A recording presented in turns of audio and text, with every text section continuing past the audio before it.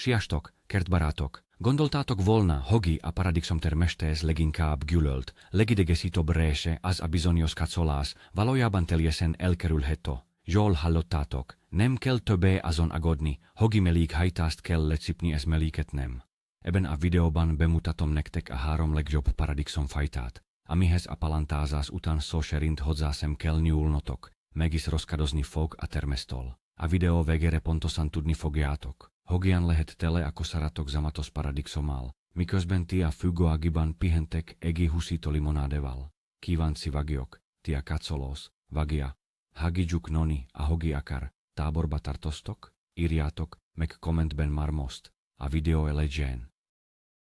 Mielőtt belevágnánk a konkrét fajtákba, gyorsan tisztázzuk, miért is kacolunk egyáltalán, nos a legtöbb kertes azért medzi a paradixomot, mert a folitonnovo vagis az indeterminált fajtákat neveli. Ezek a növények, ahogy a nevük is mutatja, megállíthatatlanul nonek, akár a szezon végéig. Ha nem korlátozzuk oket a hónalihajtások, vagis a kacok eltávolításával egyáltalhatatlan kusat szungelt alkotnak. Ez nem csak átláthatatlanná teszi a bokrot, de a növény rengeteg energiát pazarol a zöld tömeg növestésére a termésképzés helyett. Az eredmény. Kevesebb, apróbb és rosszabb minőségű bogyók, de van egy másik út, a determinált vagis a bokor paradixomok útja. Ezek a növények genetikailag kódolva vannak arra, hogy egy bizonyos magasság után megálljanak a növésben, és minden erejüket a virágzásra és a terméshozásra fordítsák. Oké, a lusta kertesek igazi szuperhosszai. Kezdjük rögtön az első és legfontosabb kérdéssel. Mit is jelent pontosan az, hogy egy paradixom determinált? Képzeljünk el egy növényűt, aminek van egy beépített stop gombja. A determinált paradixomok pontosan ilyenek. Nonek fejlődnek egy darabig, általában elérik az egy másfél méteres magasságot, majd a fohajtás után egy virágfürtöt hoznak, és ezzel befejezik a függőleges növekedést. Innentől kezdve oldalirányba terebeljesednek, egy szép, kompakt bokrot alkotva, nincsenek felesleges, energiarabló honalhajtások, amelyeket hetente le kellene csipkedni. A növény minden erejét arra összpontosítja, amire kell, hogy egészszerre, egy nagy hullámban hozza be a természet. Ez teszi oket hihetetlenül hatékonnyá és könnyen kezelhetővé. Nem kell karozni, kötözni, metszegetni. Egészszerűen elültetjük, biztosítjuk számára a vizet és a napfényit és várjuk a csodát. Tökéletes választás kezdőknek, időhiányban szenvedőknek, vagy bárkinek, aki egészszerűen csak élvezni szeretne a kerteskedést, nem pedig rabszolgája lenni annak. És akkor jöjjön az első bajnokunk a listán. Egy igazi klasszikus, a Roma paradixom. Ha valaha is készítettél már szúrú, ízletes, házi paradixom zost, akkor szinte biztos, hogy Romával dolgoztál. Ez a fajta a befőzés és a szurítményi készítés vitathatatlan királya. Jellegzetes hosszúkás tojasdat alagjáról könnyen felismerhető. A húsa rendkívül szúrú, szinte kásás, ez nagyon kevés magot tartalmaz, ami miatt minimális a levestesség a feldolgozás során. Az íze pedig egészszerre édes és intenzíven paradixomos, pont amilyenek egy sós alapanyagnak lenni kell. Mivel determinált fajta, egy kompakt, jól kezelhető bokrot nevel, amelyen fürtökben lognak amelivörös bogyók. A legjobb benne, hogy a természet szinte egészszerre érik be, általában 2-3 hét leforgása alatt. Ez óriási előny, ha nagyobb mennyiséget szeretnél eltenni télire, hiszen nem kell hetekig sedegetni a napi egyiket sem érett paradixomot. Egészszerűen leszűrteled az egész bokrot, és kezdődhet is a nagy befőzés. De hogyan is kell nevelni a Roma paradixomot, hogy tényleg minimális munkával maximális termést hozzon, a válasz tényleg pofonegizzeru, a legfontosabb a napfény. A paradixom imádja a napot, így keresünk neki egy olyan helyet a kertben, ahol legalább napi 6-8 órát süti a nap, a talaj legyen jó vízáterestő és tápanyagban gazdag. Ültetés előtt érdemes egy kis kompostot vagy érett marhatrágyát forgatni a földbe. Bár nem igényel kacolást, egy dolgot érdemes megtenni érte. Mivel a természet egészszerre érik és rendkívül boszeges lehet, a sok paradiksom sulja lehusatja az ágakat a földre, ennek elkerülésére elég egyetlen egiseru karot leszúrni a tomelle, ez lazán hozzákötözni a növeni foszárát. Ezzel megakadályozzuk, hogi a termés a földön fekve rothadásznak induljon, ez a cigák martalékává váljon. Az öntözésnél pedig tartsuk be az aranyszabálít. Ritkában, de alaposan öntözzünk közvetlenül a tore, hogi a leveleket ne érje a víz. Ezzel a pár aprossággal a roma megállálja a gondoskodást.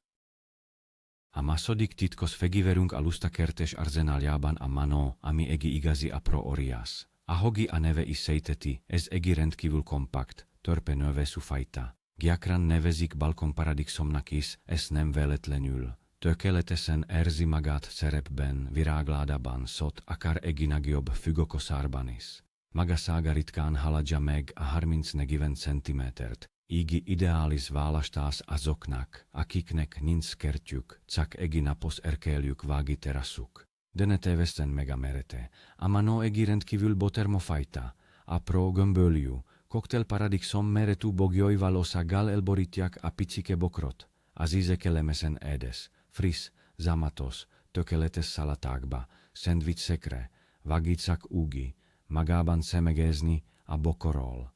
Mivel determinált, ez ráadásul törpe, szó szerint szemmilyen gondozást nem igényel, a rendszeres öntözésen kívül, nincs szükség se karóra, se kötözésre, se kacolásra. Sakültest el, ez gyönyörködő, ahogy ez a kis soda ontja magából a finom, piros gyümölcsöket. A manó gondozása a balkonon vagicserebben is geregjáték, de van néhány dolog, amire érdemes odafigyelni, hogi igazán nagy örömünk teljen benne, a legfontosabb a megfelelő méretű edeni kiválasztása.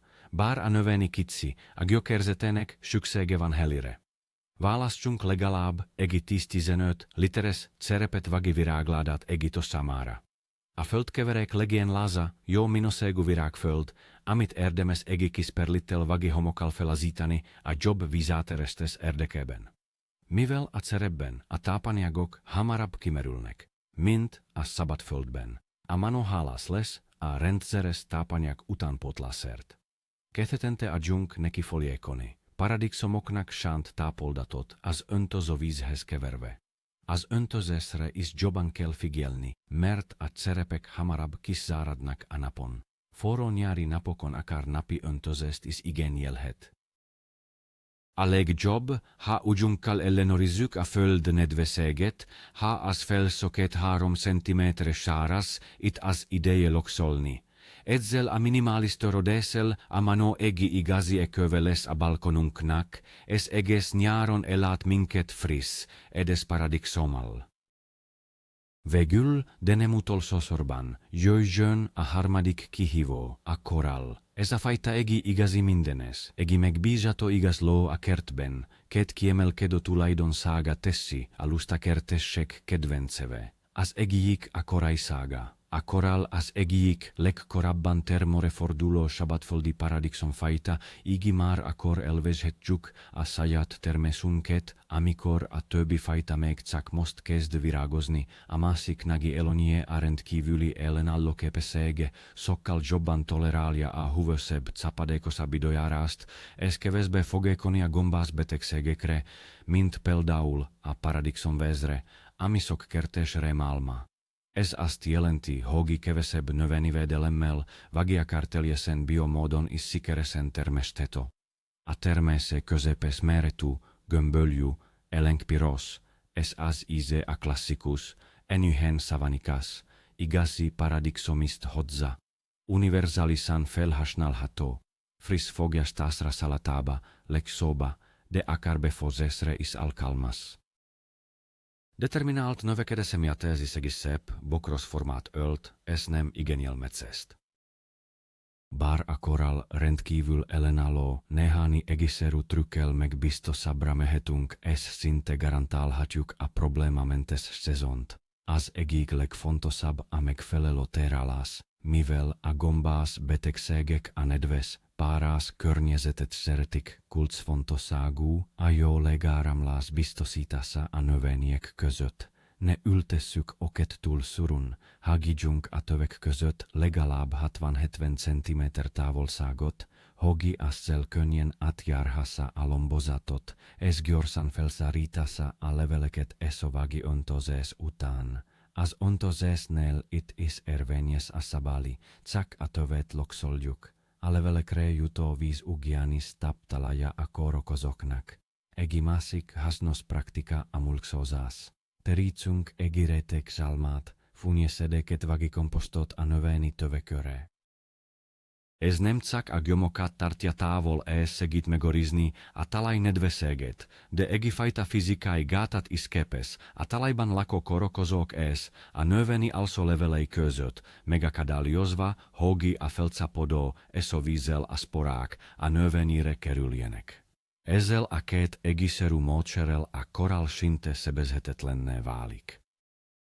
Most hogi dicsértük a determinált fajtákat. Jogosan merül fel a kérdés, ha ennyire jog, miért nem csak ilyet ültet mindenki? Nos, van egi tulajdonságuk, ami egészeknek eloni, másoknak viszont hátrálni lehet. Ahogy korábban említettem, ezek a fajták a termésüket koncentráltan, egi viszonylag rövid, 2-3 hetes időszak alatt hozzák be. Ez fantasztikus. Ha az a célunk, hogi egészszerre nagi mennyiséget dolgozunk fel, például sosnak, lecónak, vagilének, viszont ha mi azt szeretnénk, hogi júliustól egészen a fagyokig minden nap legyen pár sem friss paradicsom a szalátánkba vagi a szendvicsunkbe, akkor a determinált fajták nem a legjobb választásnak bizonyulnak. A nagi süret után ugyanis a bokor terméshozama drastikusan lecsökken, és a növény lassan elhal, ezzel szemben a foliton növő, indeterminált fajták, bár sokkal több munkát igényelnek, folyamatosan, egész szezonban hozzák a termést. A megoldás, a diversifikáció.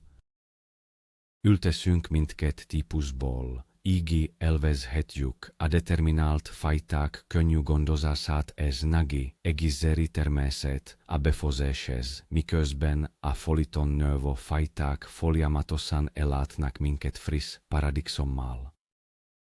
Tehát nem kell kacsolni, nem egyenlő a semmit sem kell csinálni elvével.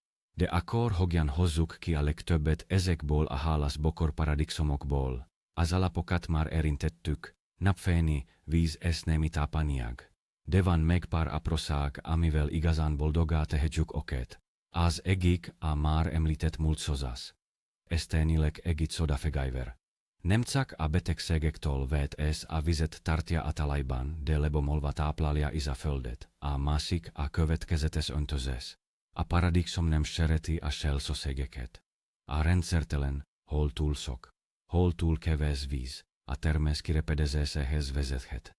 Próbáljunk meg egyenletes nedvességet biztosítani.